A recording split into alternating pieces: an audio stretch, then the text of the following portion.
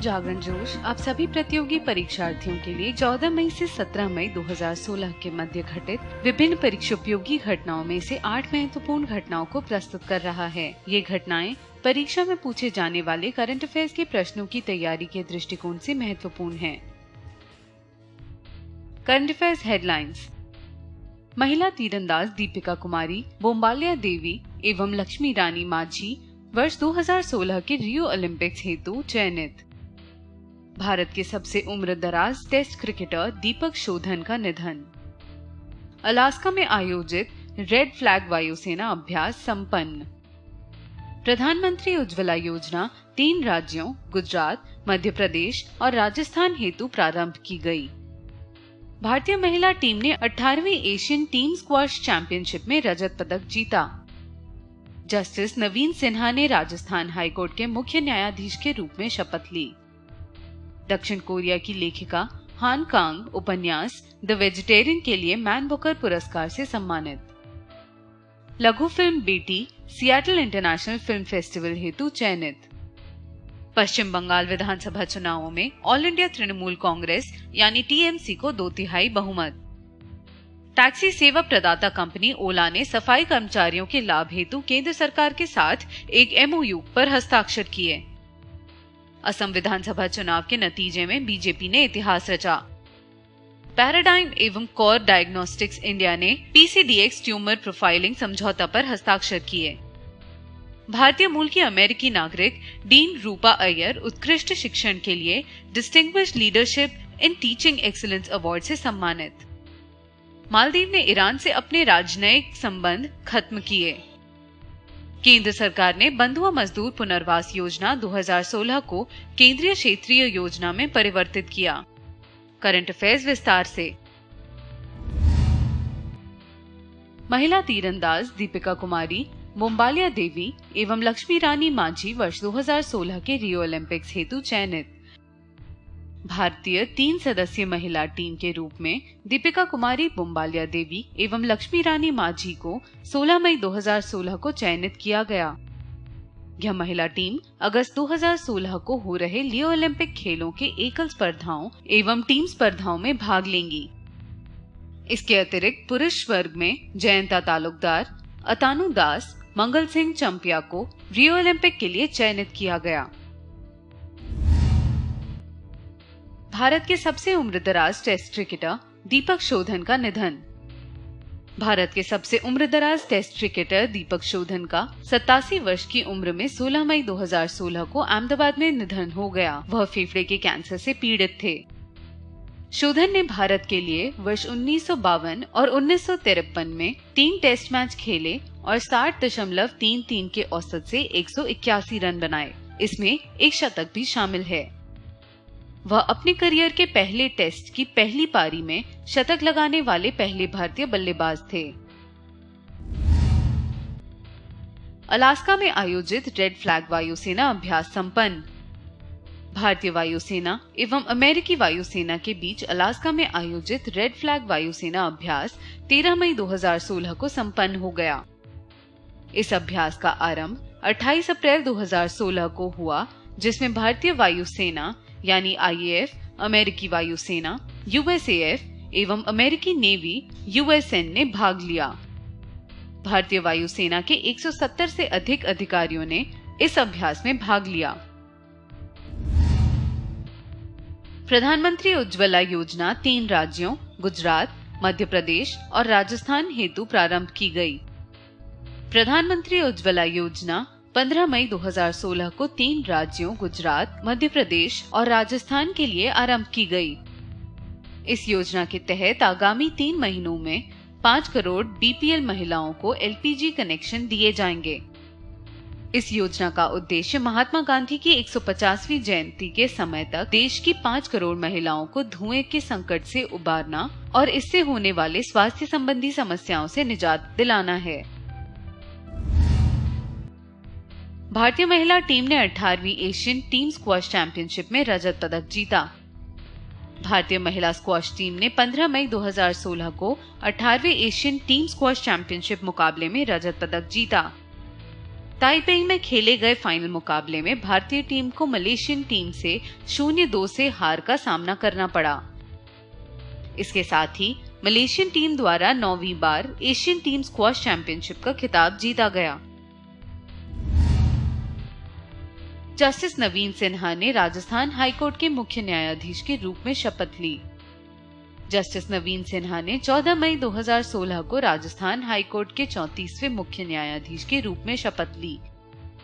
राजस्थान के राज्यपाल कल्याण सिंह ने जस्टिस सिन्हा को राजस्थान हाईकोर्ट के मुख्य न्यायाधीश पद की शपथ दिलाई। जस्टिस नवीन सिन्हा छत्तीसगढ़ हाईकोर्ट से तबादला होकर राजस्थान आए हैं। जस्टिस सिन्हा 9 जुलाई 2014 से लेकर 10 मई 2015 तक छत्तीसगढ़ हाईकोर्ट के मुख्य न्यायाधीश रहे। दक्षिण कोरिया की लेखिका हान कांग उपन्यास द वेजिटेरियन के लिए मैन बुकर पुरस्कार से सम्मानित। दक्षिण कोरिया की लेखिका हान कांग को 16 मई 2016 को वर्ष 2016 के लिए अंतर्राष्ट्रीय मैन बुकर पुरस्कार से सम्मानित किया गया। उन्हें उनके उपन्यास द वेजिटेरियन के लिए यह सम्मान दिया गया। लेखिका हान कांग इससे पूर्व यी सांग लिटरेरी पुरस्कार, टुडेज यंग आर्टिस्ट अवार्ड एवं कोरियाई लिटरेचर नोबेल अवार्ड जीत चुकी हैं। लघु फिल्म बेटी सियाटल इंटरनेशनल फिल्म फेस्टिवल हेतु चयनित। भारतीय लघु फिल्म बेटी का वॉशिंगटन डीसी में 30 मई 2016 को होने वाले 42वें सियाटल इंटरनेशनल फिल्म फेस्टिवल में विशेष स्क्रीनिंग के लिए आमंत्रित किया गया। कुल 85 देशों की 421 फिल्मों में शामिल होने वाली वह भारत की एकमात्र शॉर्ट फिल्म है। चंडीगढ़ के युवा छात्रों द्वारा बेटी बचाओ बेटी पढ़ाओ विषय को लेकर यह लघु फिल्म तैयार किया गया। यह फिल्म शिवानी अरोड़ा द्वारा निर्देशित है। पश्चिम बंगाल विधानसभा चुनाव में ऑल इंडिया तृणमूल कांग्रेस यानी टीएमसी को 2/3 बहुमत। केंद्रीय निर्वाचन आयोग द्वारा 19 मई 2016 को पश्चिम बंगाल विधानसभा चुनावों के परिणाम घोषित किए गए, जिसमें तृणमूल कांग्रेस को 211 सीटों के साथ 2/3 बहुमत मिला। राज्य में 6 चरणों में कुल 294 सीटों हेतु मतदान हुआ था। चुनाव परिणाम में कांग्रेस एवं लेफ्ट के गठबंधन को कुल 76 सीटें एवं बीजेपी को कुल 3 सीटें प्राप्त हुईं। अन्य प्रत्याशियों को 4 सीटें मिली। टैक्सी सेवा प्रदाता कंपनी ओला ने सफाई कर्मचारियों के लाभ हेतु केंद्र सरकार के साथ एक एमओयू पर हस्ताक्षर किए।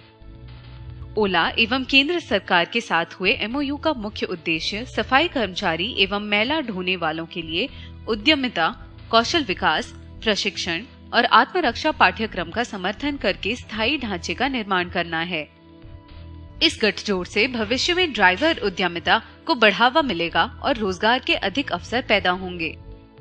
इसके तहत ओला सफाई कर्मचारियों के सामाजिक आर्थिक विकास हेतु महिला कर्मचारियों की पहचान कर उनके लिए जीवन यापन के अवसर पैदा करेगा।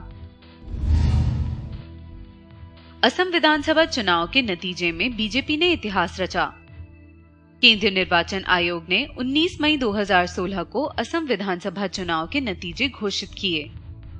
राज्य में कुल 126 सीटों के लिए 2 चरणों में चुनाव हुए थे। बीजेपी को 126 में से 60 सीटें प्राप्त हुईं। इसकी सहयोगी पार्टी एजीपी को 14 एवं बीपीएफ को 12 सीटें मिली। सत्तारूढ़ पार्टी कांग्रेस को 26 सीटें प्राप्त हुईं, जबकि एआईयूडीएफ को 13 एवं स्वतंत्र उम्मीदवार को 1 सीट मिली। पैराडाइम एवं कोर डायग्नोसिस इंडिया ने पीसीडीएक्स ट्यूमर प्रोफाइलिंग समझौता पर हस्ताक्षर किए।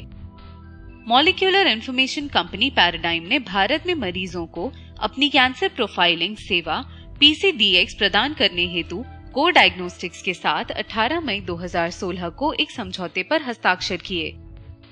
पीसीडीएक्स एक समग्र क्लिनिकल ग्रेड का एनजीएस आधारित टेस्ट है।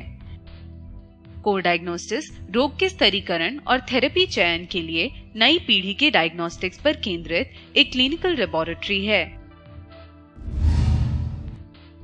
भारतीय मूल की अमेरिकी नागरिक डीन रूपा अय्यर उत्कृष्ट शिक्षण के लिए distinguished leadership in teaching excellence award से सम्मानित। जैव प्रौद्योगिकीविद डीन रूपा अय्यर को 19 मई 2016 को उत्कृष्ट शिक्षण के लिए यूनिवर्सिटी ऑफ ह्यूस्टन के distinguished leadership in teaching excellence award से पुरस्कृत किया गया। यह पुरस्कार विश्वविद्यालय द्वारा शिक्षण में दिया जाने वाला सबसे बड़ा और इस वर्ग में दिया जाने वाला एकमात्र पुरस्कार है। यह पुरस्कार ऐसे व्यक्ति को दिया जाता है जिसे 10 वर्ष या इससे अधिक समय तक पढ़ाने का अनुभव हो और जिसने शिक्षा के क्षेत्र में लगातार एवं महत्वपूर्ण योगदान दिया हो। मालदीव ने ईरान से अपने राजनयिक संबंध खत्म किए। मालदीव ने 18 मई 2016 को ईरान से अपने राजनयिक संबंध खत्म कर लिए। मालदीव के अनुसार मालदीव की शांति तथा सुरक्षा खाड़ी क्षेत्र से जुड़ी है, इस कारण वह ईरान से अपना राजनयिक संबंध तोड़ रहा है। मालदीव ने वर्ष 1975 में ईरान से राजनयिक संबंध कायम किया था। केंद्र सरकार ने बंधुआ मजदूर पुनर्वास योजना 2016 को केंद्रीय क्षेत्रीय योजना में परिवर्तित किया। इसके तहत केंद्र सरकार ने 17 मई 2016 को बंधुआ मजदूर पुनर्वास योजना में संशोधन किया। संशोधन के अनुसार सर्वाधिक वंचित, हाशिए पर पड़े व्यक्ति जैसे कि दिव्यांगों, तस्करी एवं यौन शोषण से मुक्त कराई गई महिलाओं एवं बच्चों और ट्रांसजेंडर को 3 लाख रुपए दिए जाएंगे। इसके तहत दूसरे स्थान पर आने वाली महिलाओं एवं नाबालिगों की विशेष श्रेणी को अब 2 लाख रुपए दिए जाएंगे। सामान्य वयस्क पुरुष बंधुआ मजदूर को 1 लाख रुपए दिए जाएंगे।